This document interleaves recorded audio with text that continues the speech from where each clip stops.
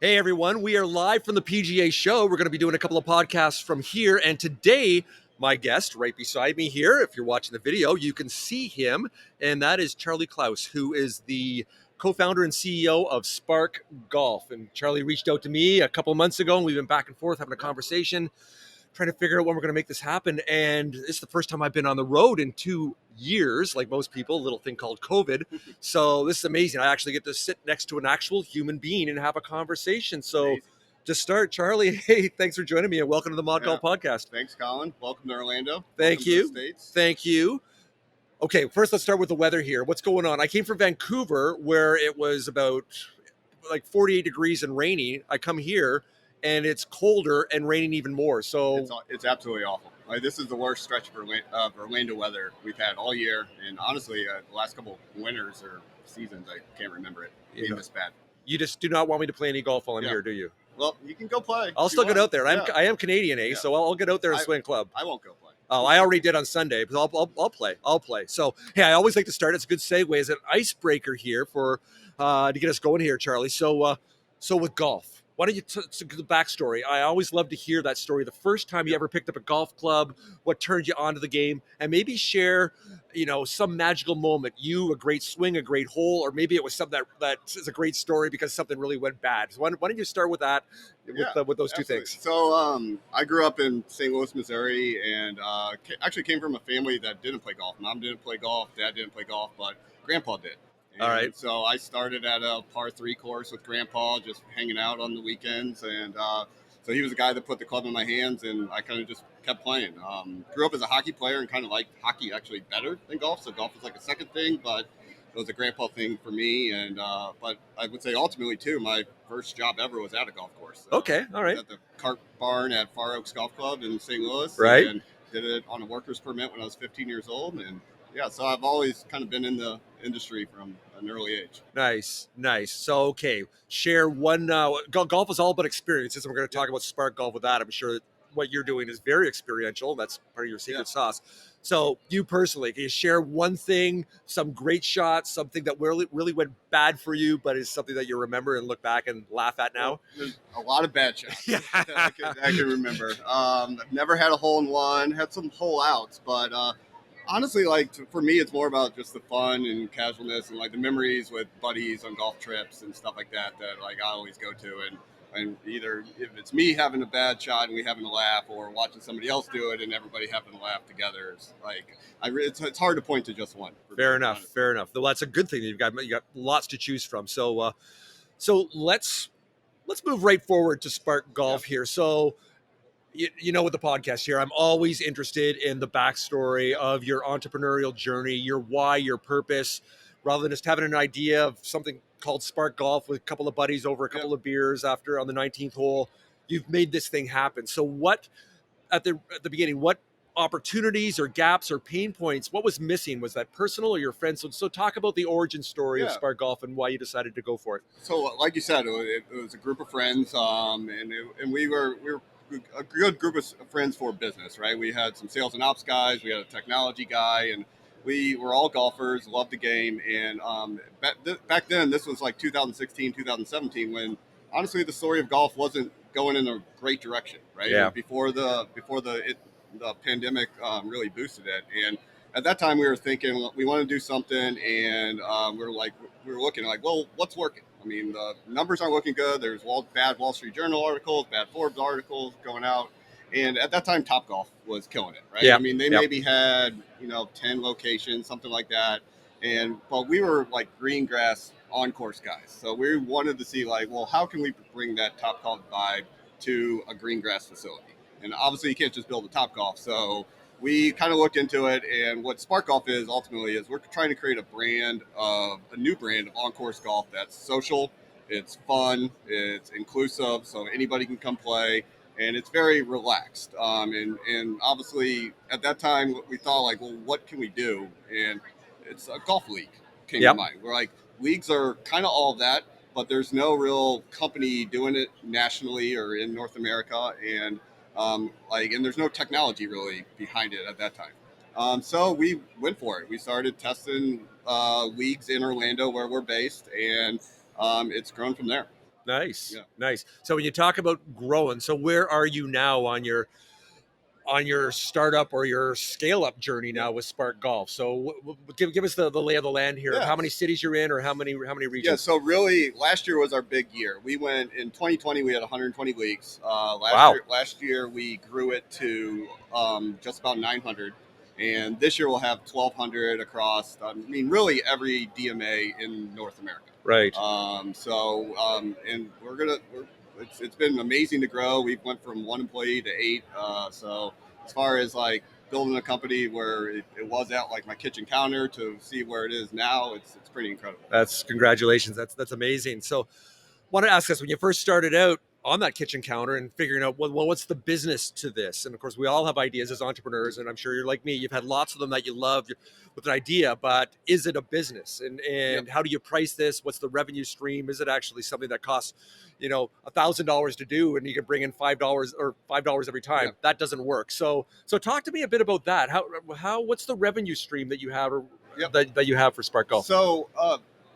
It's one of the reasons why we landed on leagues, because one is like we can kind of partner with the course operator to actually help get golfers onto the golf course. It's what they normally do, right? They welcome golfers, get them on the golf course. And really it came down to one of our co-founders, Paul Berry, who's our CTO, is technology. Yeah. So we looked at it to where it became a business once we realized that we could bring technology that kind of replaces the humans of like the quote unquote league coordinators that would do all the things you need to do for a league, where I mean, get people to register, collect payment, keep score, give results. Like we were able to package that all into an app and do it for 1,200 leagues with 8 employees, which is pretty cool. Wow. So if I understand here, with your leaderboards in your leagues, you've gamified this. Yep. If I'm in a tour, let's always use the player journey as an example here. Let's say I sign up. I'm in Tampa. Let's say there's an event this weekend. I'm still here, and I managed to sign up. So tell me about that onboarding process and what that journey, what that event would be from me right now signing up to when I walk off leave the facility after hanging out with some people. It's pretty simple. I mean, we advertise online mostly, a lot of Facebook and Google. So that's how we kind of find our customers. We point them to our website, spark.golf, where they go by, they click, there's a nearby league feature or button that they click where you can view all the leagues that we have in your area. So a market like Tampa Bay, we've probably got 30 courses that are running leagues, Spark Golf leagues in Tampa. You find the one that works for you. You can actually play in multiple if you want. A lot of them are on different days. So we have really mostly Monday, Tuesday, Wednesday, Thursday leagues. So okay. Weeknight after work. They're 9 holes. So joining a league is free. So no commitment up front. You can join all the leagues you want, and you pay per round. So you can pay directly in the Spark app. We collect all the money, and then we do our deal with the golf course to know that, and they know you're coming. They have everything set up for you, and then they put you on the golf course. And then our app takes care of the rest. So you keep scoring the app, and then the app does all skins game, does the leaderboards, and like really, we don't like to play up the competition too much because we want to be fun and casual, but there are winners and losers. Well, people love to win. They do. There is that dopamine drip. Whether it's, that's why I love playing match play with a net. 'Cause I'm a 16 handicap and I can play against guys that are 3 or 4. It's like, well, you got to give me 12 holes, 12 strokes, and it's fun. Yeah, it's really. And golf is the only sport, as we know, that you can actually have that type of competition. It really is. Yeah, right. Like I can't go play basketball. I played in high school competitively, but I can't go play against one-on-one against LeBron because that will not end well for me. But in golf, I can play with someone that's a scratch. Let's scratch, and I couldn't do it in hockey. That's why I'm a golfer now. There we go. So if I understand this, so your revenue model then is with the golf courses then, so you take a certain percentage off of per round. We agree to pay them a rate per player, and then we mark it up with a league fee. Nice. So it really obviously differs on courses and markets and whatnot. But yeah, so there's a league fee. That's our revenue model. Gotcha. Now I know you're very big about community building. You're also very big about experiences too. So talk me through that a bit, about how you amplify the experiences to make this something that people want to buy in. Because as we know, for people to stop doing what they're doing in golf and decide they're going to do, come over to Spark Golf, you've got to be offering something that's like so many times better than something else, whether it's a frictionless experience you're talking about here to make it easy, or some other thing. So talk about maybe the benefits that you have and the experiences you provide. It's interesting because since we're a digital company, I mean, we are not, there's no Spark employees at these leagues, right? So like, it really comes down to creating the brand. It's more of a marketing and messaging of which ultimately finds the right people to come together as a community and like each other and have fun with each other, meet each other and play. And they honestly do it on their own. Like, I mean, but I feel like at the beginning, it's about creating that brand that they want to be a part of. And you start bringing like-minded people together that will get along and want to keep playing on the golf course. Nice. So I love storytelling. I think, as everybody knows out there that follows the Mod Golf podcast. So share a couple of stories that you've got feedback from people that it's a Spark Golf tournament or experience has exceeded their expectations, and they've just been kind of gushing all over that. So give us a couple of really good stories. I would say one of the best ones we had that happened actually early on in more of our testing phase, where it happened at a course in Orlando, Dubs Dread, which is kind of the original course for Spark Golf. Okay. We were doing also, as well as leagues at the time, we were doing like kind of date night type events. And because I was local, I was able to like do these and be there and whatnot. And we were doing 6-hole six-ums where it was a couples night. Yeah. And we had a couple show up, no golf clubs. They saw our ad on Facebook. We walked up to the counter and we're like, hey, we're here for the Spark night. And we said, okay, great. We'll get you loaded up in a cart and we'll get you a wine, a beer, and get you out there. And they're like, well, we need golf clubs. Right. And we're like, oh, okay. And we found out they've never actually swung a golf club before. Really? And so they go out and play. They have an awesome time. We get more into our league business. A few months go by, and we're at another golf course in Orlando, WP9, and we're hosting a league. And this is the first round of a league where like there was commitment up front, whatnot. And we see, I believe Chris was his name, show up by himself with a Callaway golf bag. All right. And he walked directly to us, and me and my co-founder Matt at the time, I was like, "Hey guys, I signed up for the league." And he actually looked at us and said, I bought these golf clubs after your date night. I've been practicing, and I'm a golfer now. And for us, at like an early stage of our company where we had the intention of doing something just like that, like we saw it happen. And it happened in plain sight. And we're like, wow, this is really cool, and it would be awesome. And especially at the industry back in 16, 17, we're like, we could be creating golfers here in an industry that needs it at the time. And I thought it was amazing. And really, that's what like energized us to like, okay, let's start quitting our jobs and like getting in this full time and take a dive into it. It was no longer the side hustle. It was the hustle. It was the hustle. Nice. So we're at the PGA Show here, so I think it would be remiss of me not to ask you a couple of things now that you've walked around the floor. Yeah. Is there anything you've seen here that stood out so far that you find interesting or compelling on the show floor at the PGA? I mean, obviously it's not what it's been, right? I mean, the level of people, unfortunately, is not what it's been. But like, I feel like still with the current environment in the world, like it's great that these people are here and showed up. I think it's just like it shows that the industry does want to come together and like still participate. And I think that's the biggest draw for me. And I also think the PGA with the education series and stuff that they're getting, like you're starting to see more of a move toward fun and social and less traditional, which is great because that's what the business we're in. And I think like the success of Topgolf and off-course stuff, it definitely has helped with that. And it's starting to make us change and innovate the on-course experience. Nice. I've seen the PGA of America is really promoting their new initiative, which is make golf your thing. Yep. So seeing what you're doing with Spark Golf, it seems like there would be a natural alignment with them. Is that something you're interested in connect with them? Does that make a lot of sense? Possibly. I think ultimately the opportunity when you see the NGF numbers, 12.4 million off-course only golfers, that is a massive opportunity. And I think Spark Golf is a perfect vehicle to get that to transition them to on course because we're more social, we're less intimidating, and like we're a perfect vehicle to compete for those golfers and compete for that share of wallet. Nice. How are you finding, Charlie, your ability to connect with not typical golfers like you and I, a couple of white guys, so to be blunt about it? How are you finding to be able to connect with women and people of color? Are you finding that Well, maybe give us a breakdown of the demographics, what you see right now. Is it looking more like America looks rather than what golf has traditionally looked? Are you getting more people coming in that aren't the traditional? Yeah, no, it's interesting. I'm glad you asked that, because actually when we went last year and we went out and got all this inventory from the courses, 120 to 900, had a lot more inventory to sell. We started running our normal Facebook campaigns as we always do.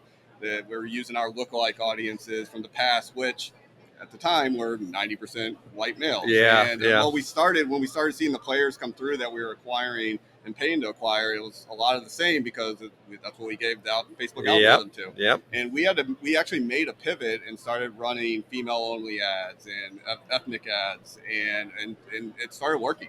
And so, like, if you go to our Spark Instagram, you go look at the pictures. I mean, there are people of all colors, all genders, out there playing golf together. And I think one of the things we're trying to do at Spark, and I say trying because it is challenging, is getting, and it's not more about genders and ethnicity, it's more about skill level and getting those people to coexist on the golf course and have fun together.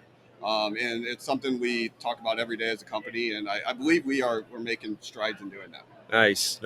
So one of the things, golf has talked about this for years, even with me being in the golf industry for 8 or 9 years now, this conversation has always been going on. And that is the intimidation factor. If I never played before, you gave us the example there of the couple that didn't have clubs and never swung a club before, and they showed up. That is an exception to the rule. Most people would be so intimidated that they wouldn't feel welcome. So what things are you doing with Spark to make it, more welcoming, to encourage those people to say, hey, you know what? If you never hit a ball before, that's all right. You don't really play. You don't have a handicap. Cool. Come on and join us. So what type of messaging and positioning are you doing? So I'd say one is, like, I think our app is first. We make it very easy, super simple to actually find a league and book. Like, so there's a very frictionless process to actually spend your money and get your spot in a league. Okay. Then we also we are partners with our golf course operators, where we're kind of arming them for what's about to come, right? Like we get the buy-in from them initially of, like, if we go out and find these type of people, do you want them at your facility? And we're going to bring them. And they might not know exactly what to do from their car to the clubhouse to the first tee, and can you help us out with that? And obviously everybody's in this together to grow this game, and the answer is always usually yes. I'm into this, and we'll help Spark out and get them out there. And then, like you said, it all comes down to messaging and creating the brand, and really on the far back end is support, and how we deal with issues that come up, or how we kind of relay positive stuff that comes in and kind of tell everybody and just get the message out that, like, hey, this is less intimidating. It's okay if you pick up every single hole. It's about being together, being fun, making it more social. Nice.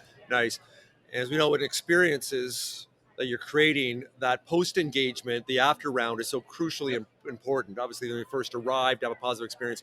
So how are you managed to kind of retain them or maintain that stickiness to have them come back and once they've had a good experience, or maybe not like just an okay experience, to encourage them to come back? So what are you doing on the back end there to follow up with people that have engaged? It's a great question today, because the last 2 years, like, the post-round meetup is what we call it in our app. All right. Didn't really exist, right? Because a lot of clubhouses were closed because of COVID. Nobody really wanted to go indoors to bars near the course. So, but this year we're starting to see it open up. Courses are keeping their bar restaurant open for us, so we're getting them to there to hang out. And I really believe, like, what brings them back is the community. If we can get them, the more we can get them to engage with each other, the more friends they're going to make, and it's just the power of the community will bring them back, because they want to come hang out with the same people. And also, there's something to a league as well, where I think the NGF kind of coined the term a couple of years ago. It's appointment golf.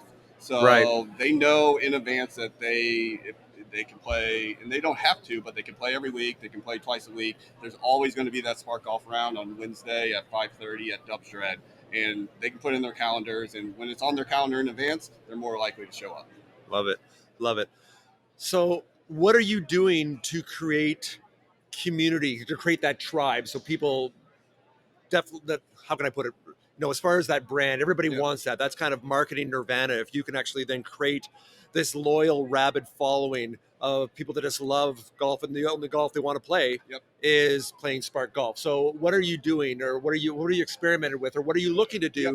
to amplify that to get people to become part of your tribe and part of your community? So I think first it starts with the app. So we're going to be developing, and actually have already developed, coming out with some features where they're going to be able to talk to each other more in the app, Okay. whether it be direct messaging, news feeds, that stuff, like more of a social network within the app.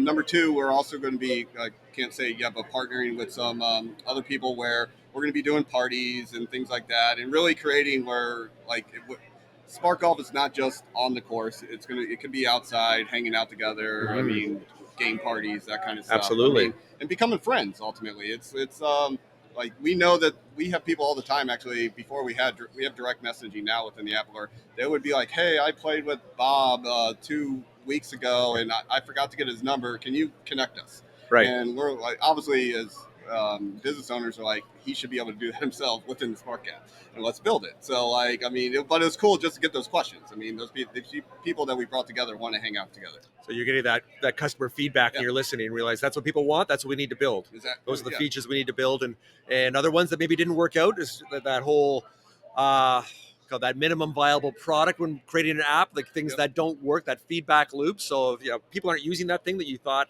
everyone would love, then maybe you don't put that out there as much, and you start building things that are adding things that people actually want to add more value. So I'm really curious. I always like to look at the future also. So having the reach now that in the number of cities and the number of regions that you're in right now, if I understand, if I'm going to a tournament, it's just on the leaderboard for that particular course on that day or that league. Are you looking to expand to make things virtual so that you can actually have with the handicap slope rating of different courses that, like, say someone's actually playing in Southern California and someone's playing here in Tampa, that you can be playing against each other in the same league? Is that something you're looking at? Is there any value in that? I think that's a good question. The value is a good question of like how big it gets. What we're doing right now, and this is new for 22, is, so like you said before, it used to be just your Dubs Dread league. And you would fight for the leaderboard for just Dubs Dread. Now we are introducing a market championship where we have a market leaderboard that will be all the leagues within, so Orlando will have 30 something leagues, and they'll be vying for what we're calling the market champ. And so it's also going to encourage them to start playing, hopefully play more often, right? Right. And so that I think that's like the first step at what something like you just suggested is, let's see if they'll do it within their own market, and then we can bring it out more nationally is kind of what we're looking for. That's the way to do it. Is we talked about. I didn't invent this one in the entrepreneurial space, but as they say, you got to figure something out. So first you nail it, and then you scale it. So it sounds like you're on the nail. Shoot bullets, then cannonballs. Absolutely. I have not heard that one before, but I'm going to be using it now. So there you go. So hey, as we wrap this up here, why don't you let our viewers and also our listeners know where they can learn more about Spark Golf? Absolutely. Best place to go is our website. Go to spark.golf. And from there, you can go down to your location, find the closest leagues near you. Like I said, we'll have 1,200 in about 85 cities this year. So most likely there's something right next to you. Nice. And most of our listeners are in the U.S., but I'm up in Canada, in Vancouver. So we do have a good chunk of Canadian listeners also. Are you in Canada or other countries yet? We are in Canada. We'll probably have about 20 across Ontario. Obviously, mostly Toronto, but some down to London area. And then actually this year we are launching Calgary and Vancouver. All right. We won't have as many, probably 2 or 3 in each market at first. And then grow from there. Well, being a Vancouverite, I'll have to check it out. You play a little Spark Golf this summer. You should. There we go. All right. Make that happen. We definitely will make that happen. All right. Charlie Klaus, co-founder and CEO of Spark Golf. Look at this in real life. See, this isn't virtual. We didn't actually do this thing where actually I spliced together in Photoshop or After Effects him pretending to be here. He's really here. And you know what? It's kind of nice. After 2 years, it's nice to have a conversation with an actual human being sitting beside me. Charlie, great to meet you. Thanks for joining me today on the Mod Golf Podcast. Great to meet you. Thank you, Colin.